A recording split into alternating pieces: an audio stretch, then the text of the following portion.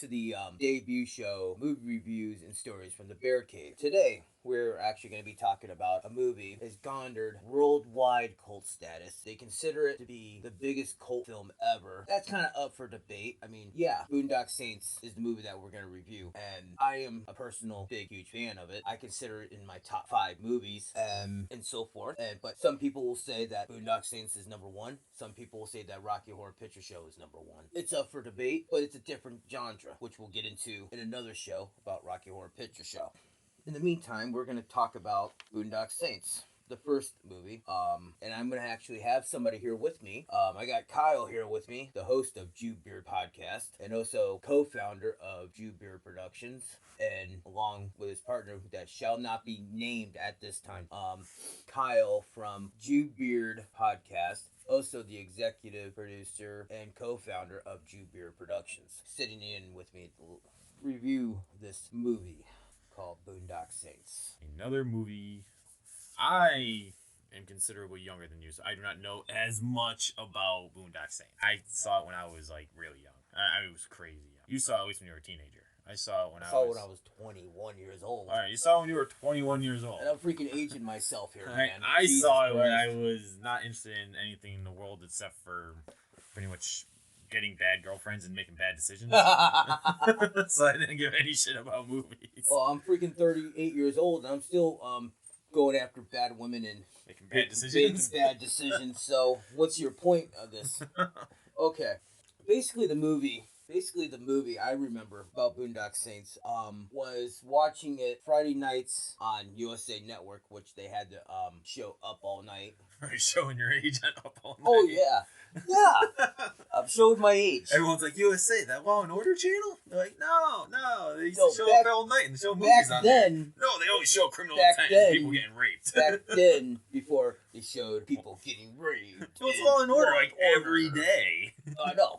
Every minute of every day. Every other hour is Law and Order. But getting back on topic, back when shows were shows, at 11 o'clock at night, USA used to have a show called Up All Night, and they would show really bad, cheesy B movies.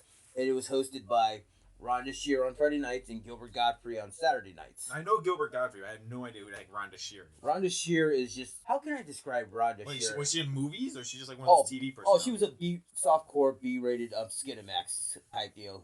She was like every 12-year-old's fetish to watch through a blurry TV screen. Well, yes and no. It's like the white noise pornos. Oh, white noise 90s. pornos. I think I see a nipple. I think that was a nipple. No. Any of you kids who are 20... That was Mark Hamill's eyeball. If any of you kids right now are 21 years old, you would never, ever, ever know the pain of watching Spice Channel or the Adam and Eve channel through a cable box that had blurry lines and say, hey, I think I see a nipple. Kids don't even understand the challenge of auto-tracking anymore. Yeah, I know. That shit hit freaking Earth like Zeus came down. And they're like, oh, we'll auto-track your movies for you. Like, what? I ain't got to sit here and twist my VCR's nipples all day? Oh, no, not at all. They wouldn't know the struggle. Thank God. They wouldn't know the struggle of having your dad tell you, son, get up and change the channel. I should know. You wouldn't know so much. Nah, I'm not that old. It tells you my age that I remember when this movie came out years ago. This movie came out in 2000. Yeah. In 2000. I was 12 years old. Yeah. Yeah, nothing was relevant in 2000. Lots of skateboarding and bad decisions. The movie was directed by Troy Duffy, who happens to be a native of Hartford, Connecticut. Really? Oh, okay, there's something new for Kyle. Yeah. Wow. Apparently I don't know shit about people that live in Connecticut. He indicated, I read about him directing and writing the screenplay about Boondock Saints living in Los Angeles. Sorry. How do you live in Los Angeles and write a movie about people that live in like Boston? Well, because he was a Boston, New England native. Okay. Okay, I guess that makes sense. Connecticut doesn't like people from Boston. They're all massholes. Well, I know, no kidding. They're all massholes. Well, not necessarily. People from Massachusetts don't like people from Connecticut. We're just rich snobs. Well, I'm not even a native son of Connecticut. I'm from California. Yeah. I'm from the Bay Area, Richmond born. I just happened to come out here. Bad decision to go back to see snow? I just made it wasn't my fault I moved out here. I want to feel regret every year. I'm going to move somewhere where it's miserable 6 months out of the year. Oh, yeah. If I wanted to be miserable, I'll go move up to Seattle. where it rains all year long. I mean, no wonder Kurt Cobain blew his head off. I mean, I would be depressed too if I lived up in Seattle. But What else you got about the movie? well, what else do I have about the movie? Well, it starred Sean Patrick Flannery. Some of you might remember as Powder. Of course, I see you laughing. I over had here. no idea what the hell Powder is. It's a movie back in the early 90s. All right. But you're like, no, it's just that shit that you put on you when you chafe like a motherfucker. no, like, really, a movie? Well, he played Connor McManus, who's a twin. Was he one of the kids? One of the brothers? Yes. Yeah, he was one of the brothers. Okay. He was one of the brothers. So that's the other guy besides Norman Reedus. Norman Reedus, Everybody knows Norman Reedus. Reedus Everybody's got a boner for this guy. Yeah. All grungy and nappy looking. I'm the only person in the world who's never watched more than 3 episodes of Walking Dead. Flannery did a bunch of other shows. He did The Dead Zone. He did Young Indiana Jones, which none of you... Really? Yeah. What? And what, like a movie? Well, it was a TV show back in the 80s. Oh, damn. Of course, some of you kids wouldn't... Back in the 80s? Yeah. Holy shit. Yeah, no kidding. Wasn't born yet. Wait, yeah, I was. End of the 80s. I was 88 kid. He was also in Saw the Final Chapter. What's that, like Saw 37 or whatever? Yeah, probably. There's way too many damn Saw movies. We got you like to torture people and you're scared of a doll on a tricycle. Yeah, that's about it. How many ways can we torture a chick without inflicting any damage to her tits? He was in Saw 3D that came out in 2010. Maybe some of you know that. I personally didn't. I didn't even know this guy made any other movie besides Boondock Saints. Well, Powder came out What the fuck? before Boondock Saints. He was known for that movie Powder, where he was an albino with special powers. All right. Ooh. Albino with special powers. That was just in Logan. It was Yeah. just as disappointing in Logan. Yeah. All right, so we got the other brother, Boondock Saints. I also had Willem Dafoe playing a gay FBI agent. Was he gay? Yeah. Yeah, he was. I thought he was bisexual or something. I know he did cross-dressing and shit. Oh, yeah, in the movie, yeah. William Dafoe's got a killer fucking jawline. Oh, yeah. He's like... That's something that should stab someone in the face with his chin. He could wreck someone with just his chin. He always looks like he's 110 years old, too. Yeah, but he's only like... And some of you guys might know William Dafoe in such movies as Spider-Man playing the Green Goblin. And he was also in the first John Wick movie as John Wick's mentor. So anyway, when Boondock Saints came out, it was addressed with controversy because of the fact that prior to its release, the Columbine school massacre happened. And Not many kids know about what the Columbine is either. Well, You this know how is long true. ago that was? Thanks for making me feel old. I mean, kid. that was a while ago. I mean, you gotta remember. People were born in 2000, they're already 17 years old. Okay, if you don't know what the Columbine school incident was, look it up on Google. It was basically a school shooting. Yeah. That involved kids Yeah. going into their school. It started this whole, like, No Child Left Behind thing. It was released in theaters for a limited time. Huge cult following, and it made over $50 million in video sales. $50 million? Yeah, $50 In million. like 2000? How much did it cost to make it? It cost, the budget for the movie was $6 million.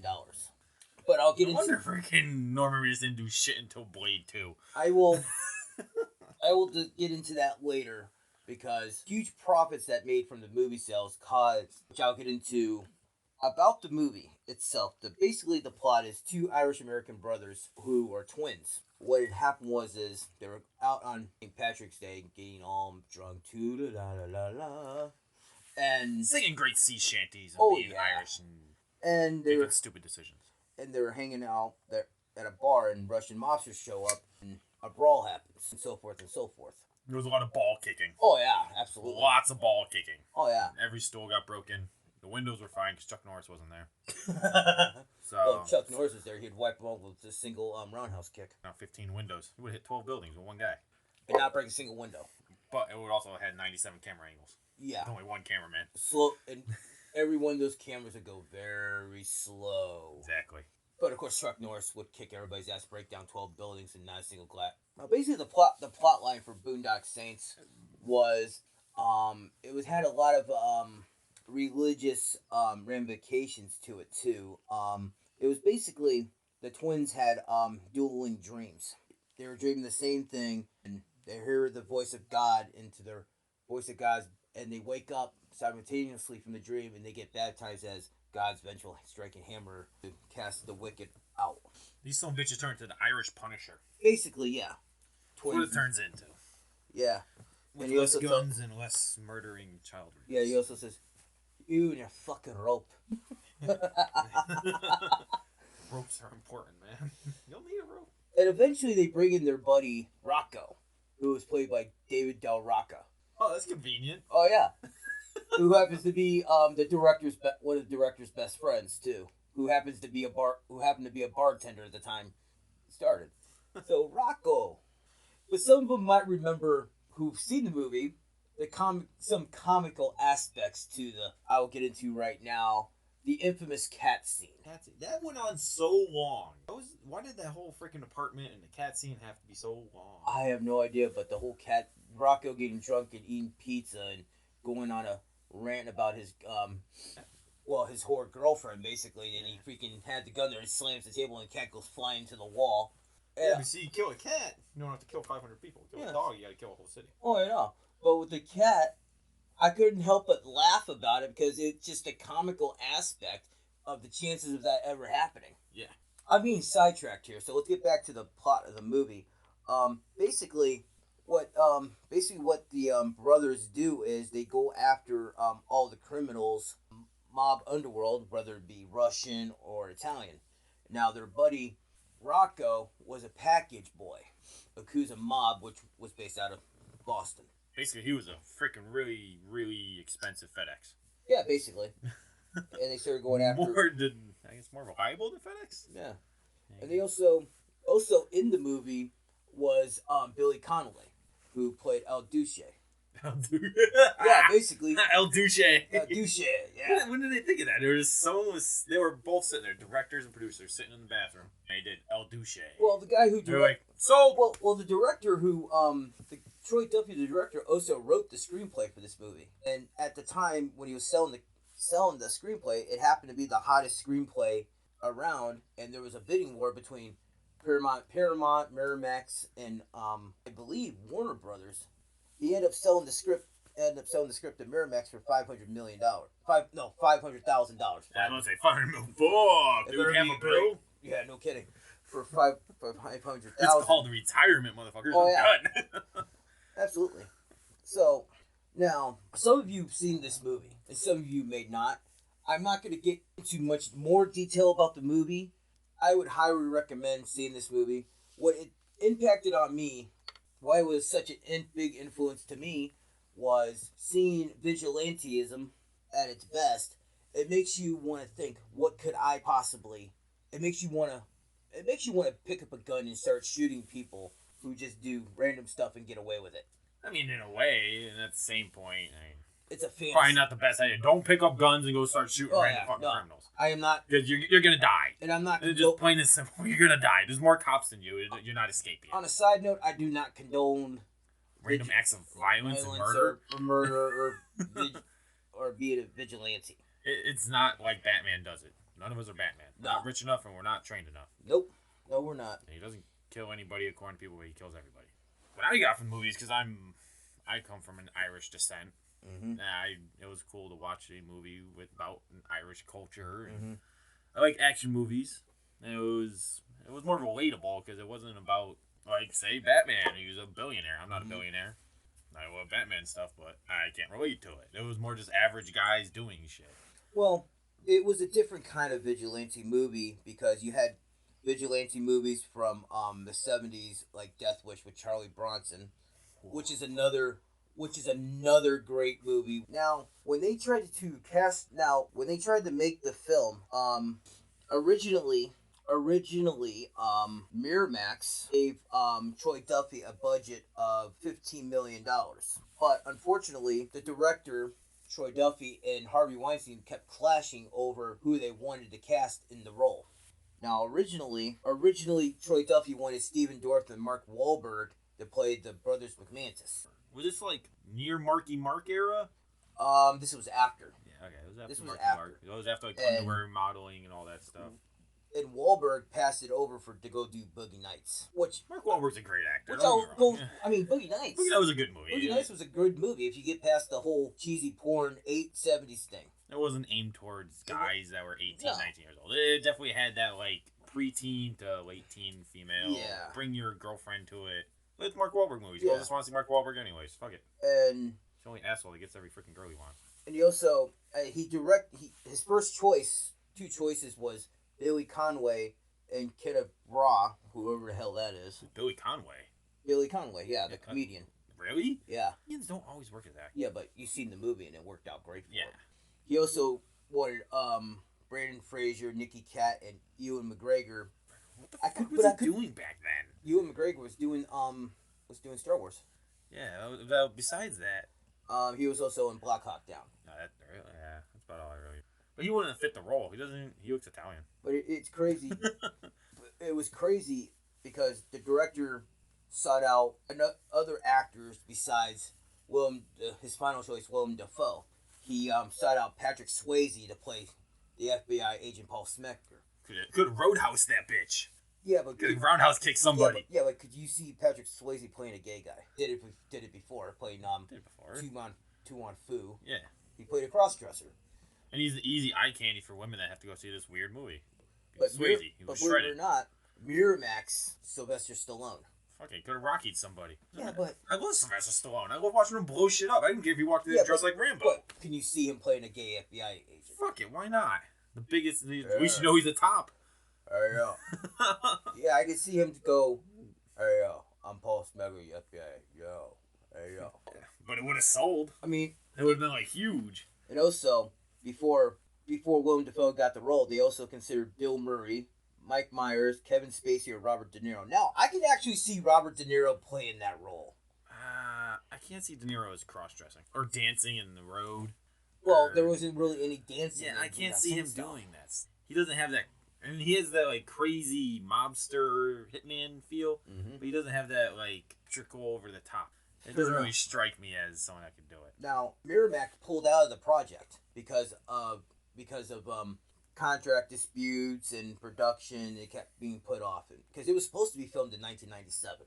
Fuck. Yeah. I really would have never seen that. And then once again, Franchise Pictures, which is now gone. Now they went bankrupt. How do you go bankrupt as a movie company? Like, I mean, movies sell great. Well, Franchise Pictures was a independent movie production distribution with Warner Brothers back in the 90s. So kind of just like a sister company that shut down. Yeah, basically like when Dre does his music, he is an offshoot of a certain big label like Death Row or whatever he does nowadays. A label under a label. Yeah. So once again, movies back on. They gave him a budget of $6 million. The director approached Sean Patrick Flannery and Norman Reedus to play the brothers and Willem Dafoe, which end up... A lot of people don't know this about the movie. They filmed the parts in Boston, the bridge and the hotel was actually filmed in Boston by helicopter. But what they don't know is 90% of the movie was filmed in Toronto. And it's cheap. Everything's filmed in Canada. Why is everything filmed in Canada? But the final scene... because it's cheaper and tax write-offs and yada, yada, yada. But the final moving to Canada. But the final scenes in the movie was filmed in Boston alone. Another factoid of the movie that Troy Duffy, the director, had a band called The Brood and changed his name after the movie to Boondock Saints, and they had two songs from. Really? Yeah. So the band made the songs. Two of them. And two of the songs. One was called Pipes, the Shootout, Rocco's Tavern Shootout, and Holy Fool, which I love the song personally. So when the movie was completed, it had a run of a week in the theater. A week, yeah. Go figure. I expect to make back millions with a week. Because what had happened was the whole Columbine school massacre been around the same time, and they had a limited release. Can we say that's a massacre? Massacre? I don't know. I don't know the definition of a massacre, but I don't know if you should associate massacre. Yeah, I know. Is massacre like a chain murder? I'm gonna have to look into massacre. I'm gonna be on FBI watch list real quick. Type in does a massacre relate to school shooting? Who played the father? The father was El Duce was played by Billy Connolly. The original El Duce. El Duce. That's how it's pronounced. El Duce. The Duke. I don't give a shit. He's the douche. The Duke. The douche. That's how they pronounce it, man. I'm changing my name to El Duce. Excuse me, Mr. Douche. It is El Douche. Well, and they had a limited release because of the shooting in Columbine, and it found a lot of success overseas. Because Columbine didn't happen overseas. No, it didn't. Now, because of the royalties from the movie, Troy Duffy did not see a dime from it for years and had to file a lawsuit.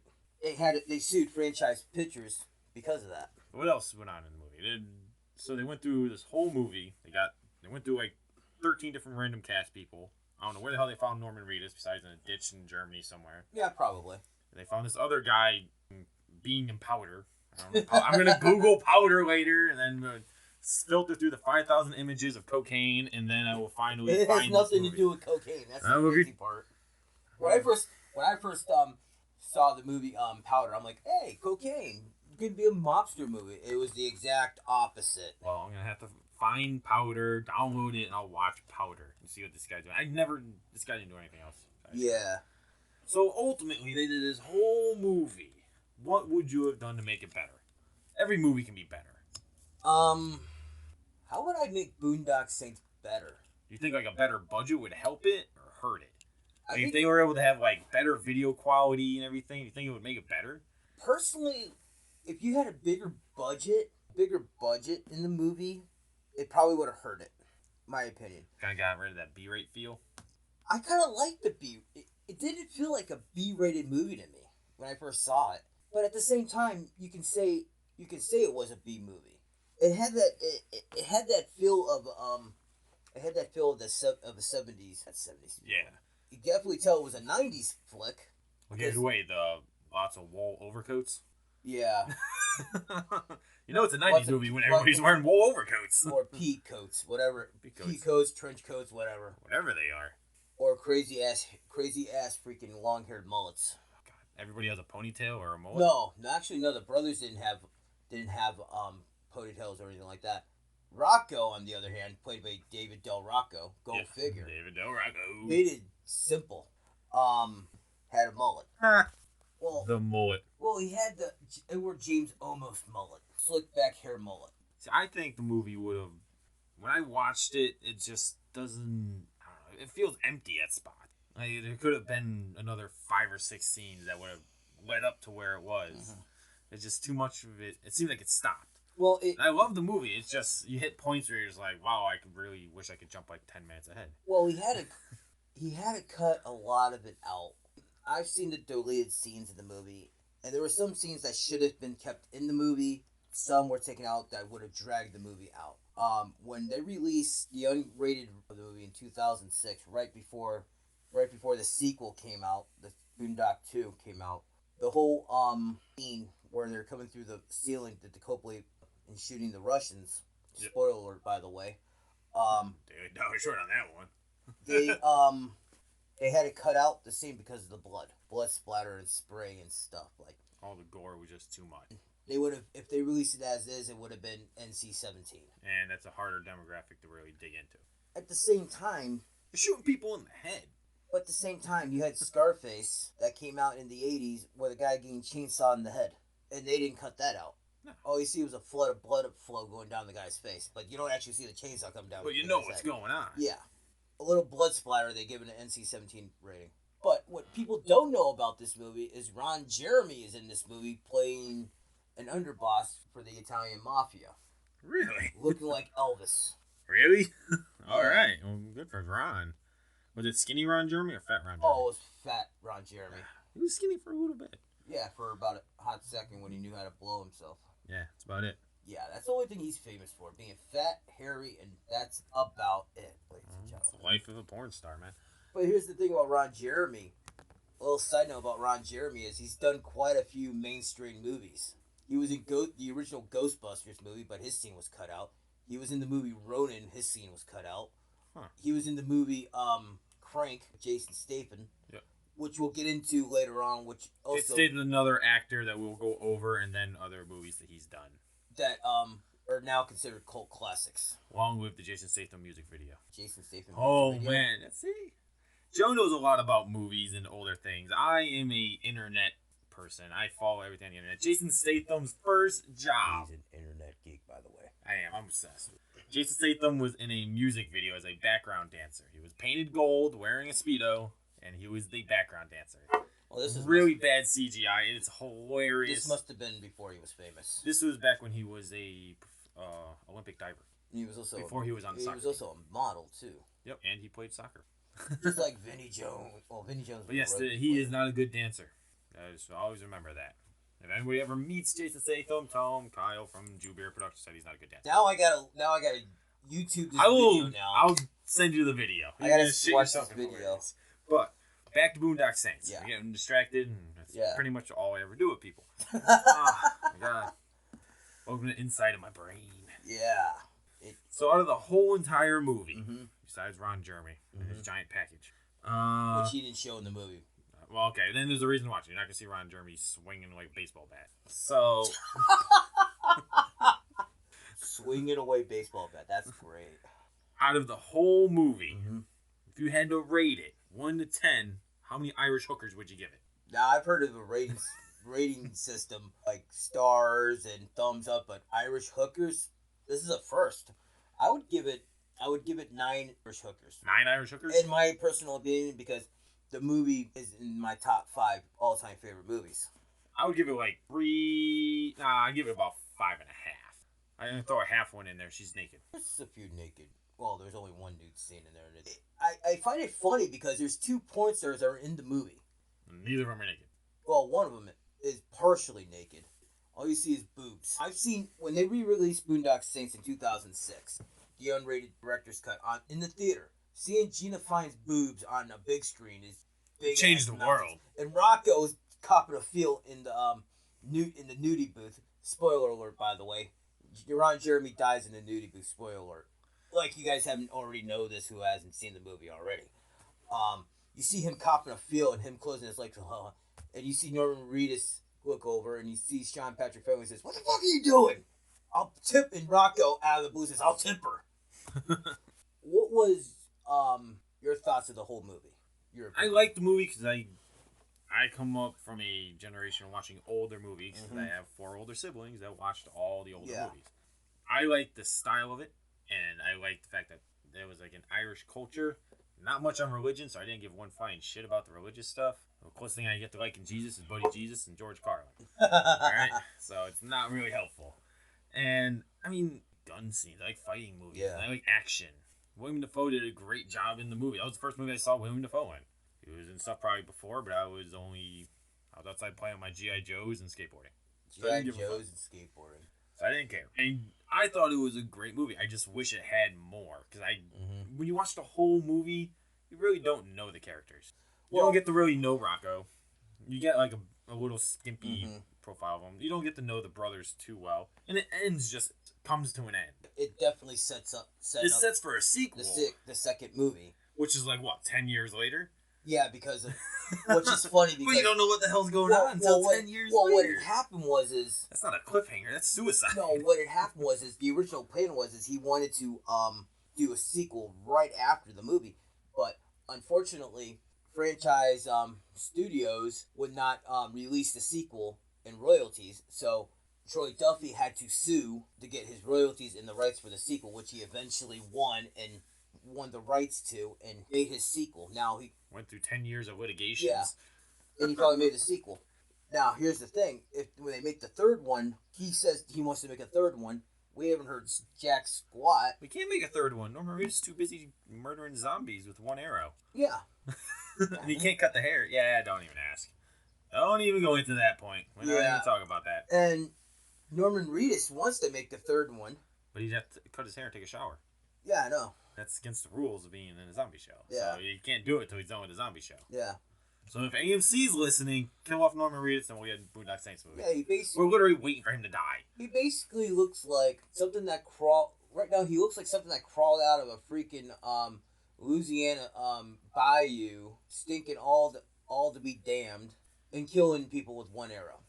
He looks like someone that you would see and be like, you know what? He could actually look good. Then you're just like, fuck, but he's the same shirt he wore every day for the last 17 years. He's just a grungy old man. He makes Kurt Cobain look clean. He's dead. Okay, well, now he's really dirty. See that floating in the air? Part of Kurt Cobain. A little piece of Kurt Cobain. I don't want to touch it. It's floating over around the world. It still does to this day. Talking about somebody who's over freaking rated. But we don't review music. No, we don't. That's we go over movies.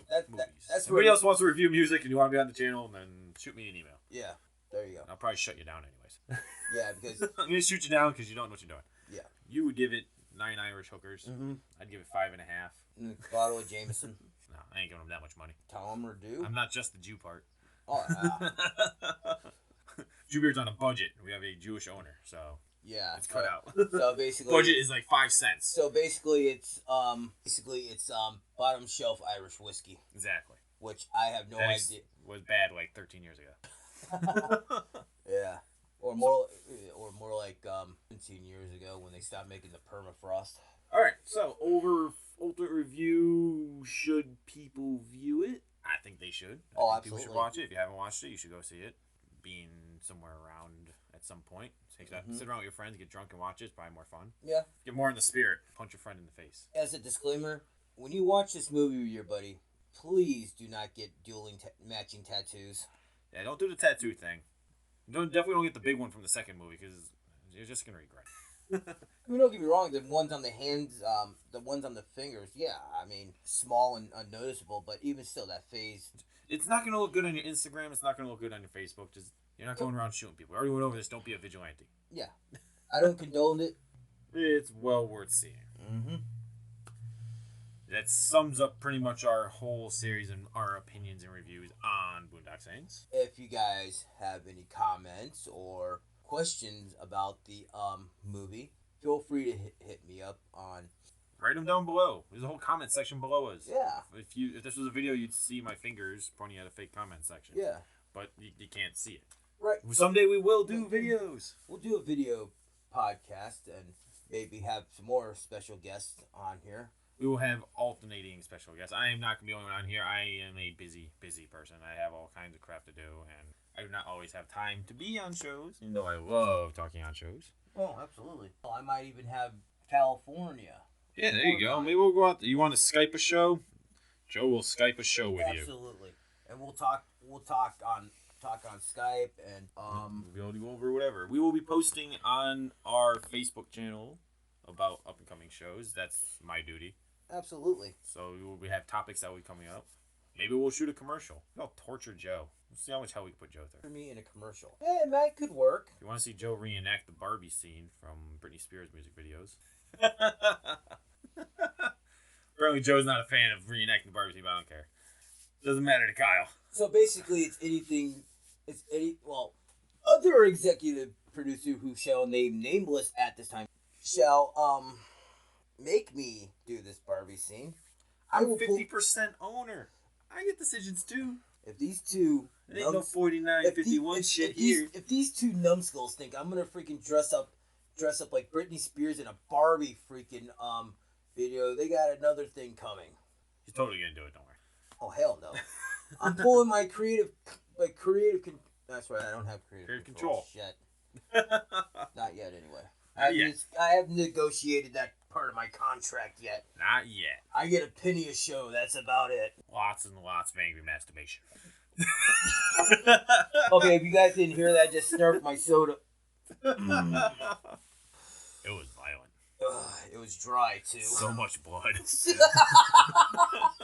Well, ladies and gentlemen, I would like to hear from you. Comment, like it, share it. And if you don't like it, you see down below. Thumbs up, thumbs down. There you go. You don't have to like the show, but you can't get better without comments. Exactly. I appreciate criticism. Tell me what I'm doing wrong. You guys can help me out. Some of you could come on the show via Skype.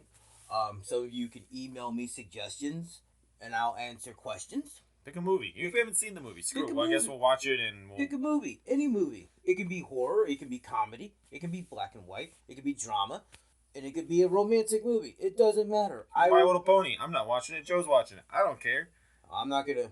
Well, I'll review My Little Pony. I don't care. I have to be a positive review. Doesn't matter. I mean, hell, I'll even watch it with my niece. Pays to be in charge. I get to just make Joe watch every random movie.